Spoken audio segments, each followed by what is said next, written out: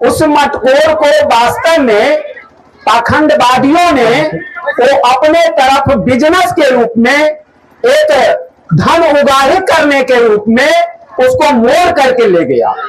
लेकिन वास्तव में ये मटकोर जो है, मटकोर का अर्थ होता है माटी कोड़ना। मटकोर का अर्थ क्या होता है? माटी कोड़ना। और यह दोनों पक्ष में होता है, वर पक्ष में भी और कन्या पक्ष में भी। यह एक बहुत बड़ा जीवन का एक संदेश है, और संदेश के साथ साथ एक कर्तव्य और भाव भी होता है। पहले जमाने में क्या नौकरी चाकरी थी? कोई बिजनेस थी? कोई गाय घोड़ा थी? नहीं थी। जब लोग मानव जीवन में आए, पहले लोग, हमारे पूर्वज जो थे, वो घर द्वार में नहीं रहते थे, वो खाना बरोस की जिंदगी बिताते थे।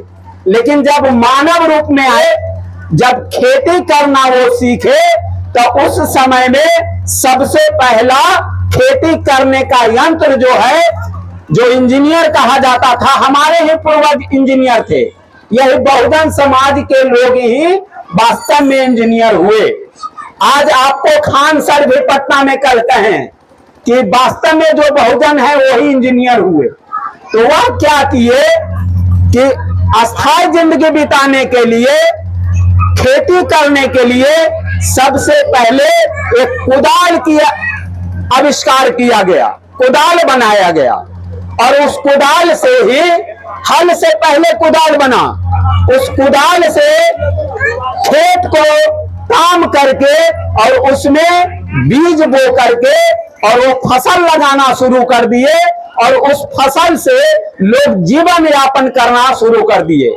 माता बहन जानती होंगी कि आप जो जाते हैं मटकोर करने, तो उसमें क्या क्या चीज ले जाते हैं? क्या क्या चीज ले जाते हैं आप बताइए? कोई आदमी, कोई बता सकते हैं? अरे कोदाले ले जाते हैं, औकरे फुला के ले जाते हैं कि नहीं? चना फुला करके नहीं। तो चना क्या है? वो कुदाली से हम अपने उस बच्चे और बचिया को एक उपदेश देते हैं, उसको एक जवाबदेही देते हैं कि कल तक तुम्हारा जिंदगी था बचपन का और तुम खेल कूद में जिंदगी बिताई, लेकिन आज तुम्हारे ऊपर इस गृहस्थ आश्रम का बोझ दिया जा रहा है। तुमको गृहस्थ आश्रम में तुम प्रवेश कर रहे हो, इसलिए तुमको करना क्या होगा? तुमको जीवन यापन के लिए कैसे तुम जिंदगी बिताओगे और पति पत्नी मिल करके कैसे तुम खेती करोगे, उसका शिक्षा वही मटकोर देता है, जो कि आपको ये लड़का पक्ष और लड़की पक्ष दोनों में होता है। और दोनों को सिखाया जाता है कि एक से काम नहीं चलेगा, या दोनों आदमी मिलकर के तुम इस माटी कोड़ोगे, इसमें फसल लगाओगे और अपना जिंदगी को सुखमय बनाओगे। यही है मटकोर का नियम। लेकिन वास्तव में इस मटकोर को पाखंडियों ने दूसरे रूप में मोड़ दिया, और उसमें पूजा पाठ करके कि हमको रुपया आमदनी हो, और ऐसा करके और उन्होंने इस रचना को रचा और हम लोगों के ऊपर यह भार दिया और हम लोगों को शोषण करना शुरू कर दिया। ये है मटकोर। आप लोग समझ गए होंगे चूंकि आप करते होंगे, लेकिन वास्तव में इसका अर्थ कोई नहीं बताता। जैसे हम लोग पहला दिन आए थे तो बहुत माताएं बहनें होंगी, मैं शंकर भगवान पर कुछ बताया था, और कोई भी कथावाचक नहीं बताता है कि हम शिवलिंग की पूजा क्यों करते हैं। वास्तविक जो है उसको कोई नहीं बताता है, और झूठे के माने ये विष पिए इसलिए विष के गर्मी के शांत करने के लिए ऐसा करते हैं, लेकिन वैसा नहीं है। चलिए अब आते हैं, हम लोग मरवा भी बनाते हैं, मरवा भी बनाते हैं। शादी मटकोर के बाद पहले तो मरवा बनता है, और मरवा पर ही शादी किया जाता है। मरवा क्या है इसके बारे में जानिए। तो नया घर क्या होता है मरबा का अर्थ क्या होता है? तो उस मरबा का अर्थ होता है नया घर बसाना, यानी लड़का और लड़की दोनों मिल करके एक नया घर का निर्माण कर रहा है, नया घर बसाने जा रहा है, यही अर्थ होता है उस मरबा का। लेकिन वहां भी क्या करते हैं लोग, जो पाखंडी लोग हैं, देखते हैं कि उस मरबा में बनाते हैं तो उस मरबा को, घर को कौन बना के देता है? गार्जियन बनाते हैं, और गार्जियन बना करके देते हैं कि लो अब तुम्हारा ये नया घर हुआ, अब तुम दोनों मिल करके इस घर को अच्छे से संभाल के रखना, और तुम अपने, और शादी का मुख्य अर्थ होता है वंशवृद्धि। शादी का मुख्य उद्देश्य क्या होता है? वंशवृद्धि, वंश को बढ़ाना।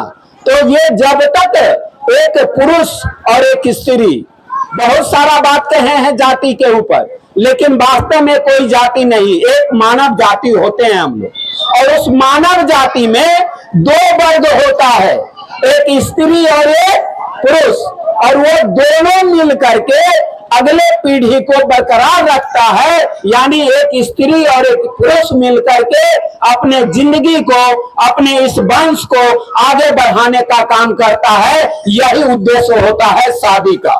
लेकिन आइए फिर इसी में वो पाखंडवाद क्या करते हैं, इस पर हावी हो जाते हैं और उस अपने चंगुल में फंसा करके हमसे 1000, 2000, 3000 रुपया ठग के ले जाते हैं, और जो ही सो ही विधि करा के आपको खर्च करके आपको अपंग भी बनाने का काम करता है। यही शादी होती है।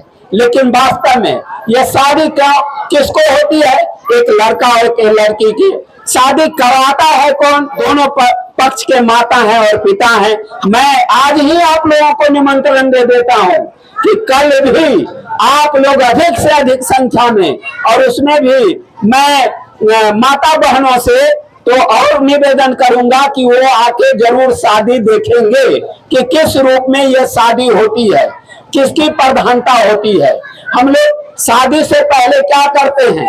आज जो ये कार्यक्रम रखा गया है, वास्तव में वही मटकोर और वास्तव में मातृ पितृ भोजन रखा गया है, यानी देवताओं का पूजा करना है आज हम लोगों को। एक बात बताइए, आप लोगों में से कोई बता सकते हैं कि देवता किसे कहते हैं? देवता का अर्थ क्या होता है? कोई बताइए, कोई बता सकते हैं क्या? माता बहनों से मैं पूछना चाहूंगा, देवता का अर्थ क्या होता है? कोई बताएंगे?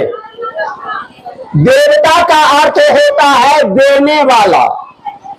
देवता का अर्थ होता है देने वाला।